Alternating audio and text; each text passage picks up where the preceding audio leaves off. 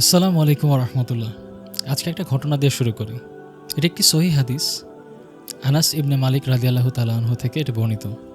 তিনি বলেন, রাসূল সাল্লাল্লাহু আলাইহি সাল্লাম যখন মসজিদে সাহাবীদের নিয়ে আলোচনা করতেন, হঠাৎ করে একদিন তিনি বললেন, এর পরবর্তীতে যে লোকটি মসজিদে প্রবেশ করবে সে জান্নাতি। তো সাহাবীরা খুব স্বাভাবিকভাবেই খুবই কৌতূহলী হলো, কে হতে পারে সেই ব্যক্তি। একজন লোক প্রবেশ করলেন মসজিদে। তার দাড়িতে তখনও অজুর পানি লেগে আছে। বাম হাতে জুতা নিয়ে তিনি মসজিদে প্রবেশ করলেন এবং সালাত আদায় করলেন। ঠিক পরের দিন রাসূল সাল্লাল্লাহু আলাইহি সাল্লাম আবারও বলে উঠলেন, এর পরবর্তীতে যে লোকটি মসজিদে প্রবেশ করবে সে জান্নাতি। এবারও গতদিনের মতো সে আগের লোকটি মসজিদে প্রবেশ করলেন।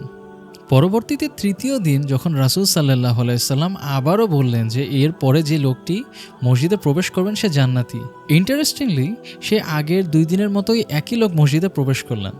রাসূল সাল্লাল্লাহু আলাইহি ওয়াসাল্লাম যখন সালাত আদায় শেষ করে আলোচনা শেষ করে চলে গেলেন, আব্দুল্লাহ রাদিয়াল্লাহু তাআলা আনহু একটা কাজ করলেন। তিনি সেই লোকটির কাছে গেলেন, গিয়ে বললেন, আমার বাবার সাথে ঝগড়া হয়েছে, আমি 3 দিন বাসায় যেতে পারবো না, আমি কি আপনার বাসায় আশ্রয় নিতে পারি?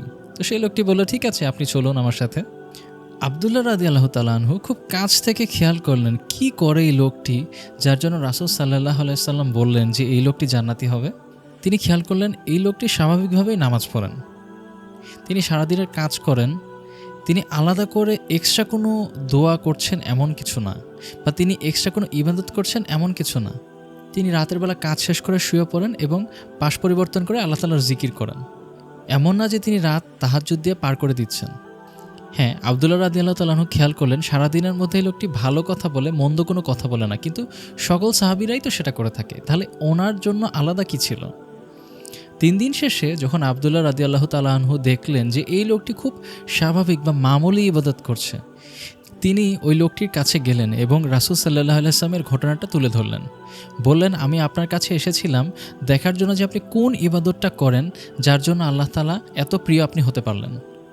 লোকটি বলল যে আপনি যা দেখেছেন আমি এই ইবাদতগুলোই করি, এর বাইরে আমি কোনো ইবাদতই করি না। তো কিছুটা হতাশগ্রস্ত হয়েই আব্দুল্লাহ রাদিয়াল্লাহু তাআলা আনহু চলে যাচ্ছিলেন। হঠাৎ করে সেই লোকটি তাকে ডাক দিল। আব্দুল্লাহ রাদিয়াল্লাহু তাআলা আনহু তাকিয়ে রইলেন। সে লোকটি এসে বলল, আপনি যে যে ইবাদত করতে আমাকে দেখেছেন আমি সেই ইবাদতগুলোই করি, এর বাইরে কোনো ইবাদত করি না। আমি একটা কাজ করি, আমি রাতে ঘুমানোর আগে কারো ওপর বিদ্বেষ রাখি না। আমি একটা পরিষ্কার মন নিয়ে ঘুমাতে চাই, সকলকে ক্ষমা করে দিই। আমি যদি দেখি আল্লাহ তাআলা কোনো নিয়ামত দিয়েছে কাউকে, আমি তার প্রতি কোনো হিংসা করি না। আব্দুল্লাহ রাদিয়াল্লাহু তাআলা আনহু বললেন, নিশ্চয়ই এই কাজটির জন্যই আপনি আল্লাহ তাআলার কাছে এত প্রিয়। দেখুন, এই হাদিসটা থেকে আমাদের সকলেরই কিছু শিক্ষা নেওয়ার আছে।